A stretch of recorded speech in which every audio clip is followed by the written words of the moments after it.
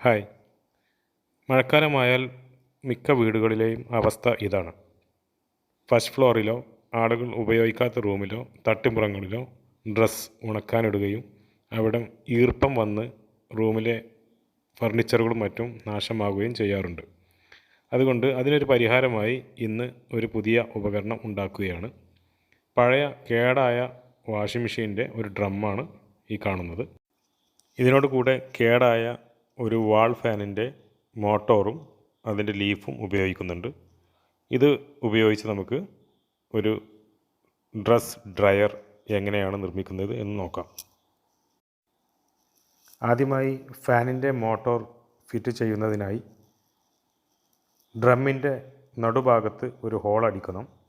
ശേഷം സ്ക്രൂ വെച്ച് മുറുക്കുന്നതിന് വേണ്ടി ഒരു 4 ഹോൾ കൂടി അടിക്കേണ്ടതുണ്ട്.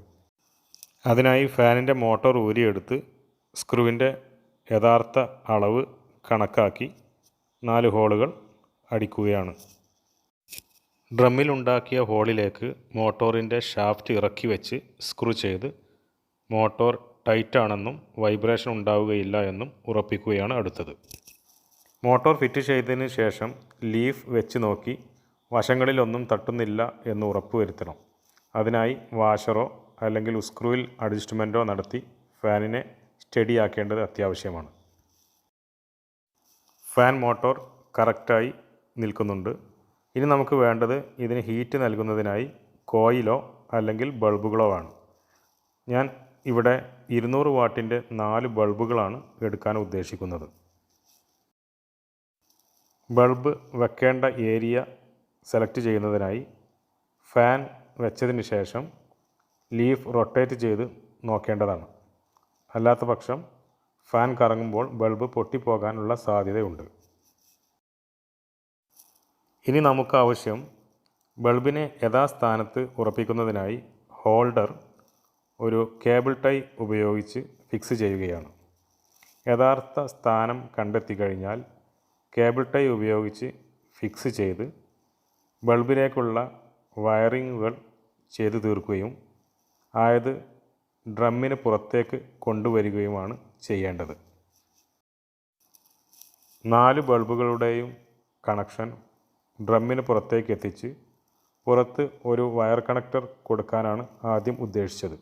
പക്ഷേ വയർ കണക്ടറിൽ വിരലുകൾ തട്ടുകയാണെങ്കിൽ അതിൽ നിന്നും ഷോക്ക് ഏൽക്കാനുള്ള സാധ്യതയുണ്ട്.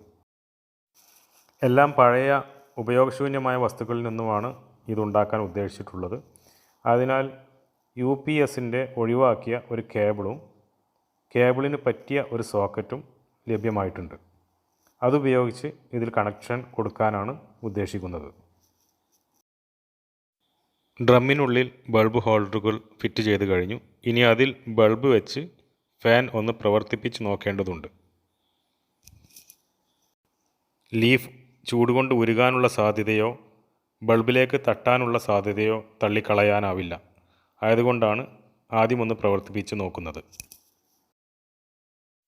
ഫാനിൻ്റെ സ്പീഡ് കൺട്രോൾ കേബിളുകൾ തൽക്കാലം കട്ട് ചെയ്ത് ഫുൾ സ്പീഡിൽ കൊടുക്കാനാണ് ഇപ്പോൾ ഉദ്ദേശിച്ചിട്ടുള്ളത്. വയറിങ്ങുകൾ കഴിഞ്ഞു, കേബിൾ ഫിറ്റ് ചെയ്തു.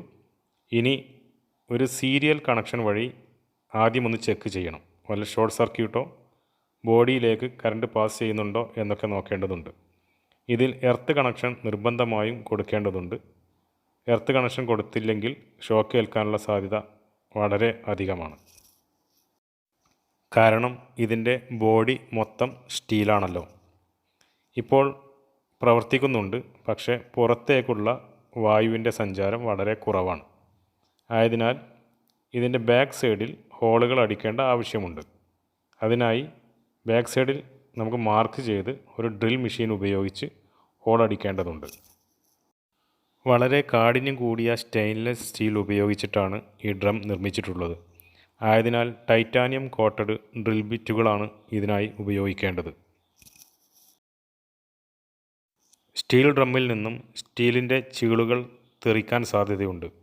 ആയതുകൊണ്ട് ഡ്രമ്മിൽ ഹോളുകൾ അടിക്കുന്ന സമയത്ത് പേഴ്സണൽ പ്രൊട്ടക്റ്റീവ് എക്യുപ്മെൻറ്റുകൾ ഉപയോഗിക്കേണ്ടത് അത്യാവശ്യമാണ്. അതായത് കണ്ണുകളെ സംരക്ഷിക്കാൻ കണ്ണടയും കൈകളെ സംരക്ഷിക്കാൻ ഗ്ലൗസും നിർബന്ധമായും ഉപയോഗിക്കേണ്ടതുണ്ട്.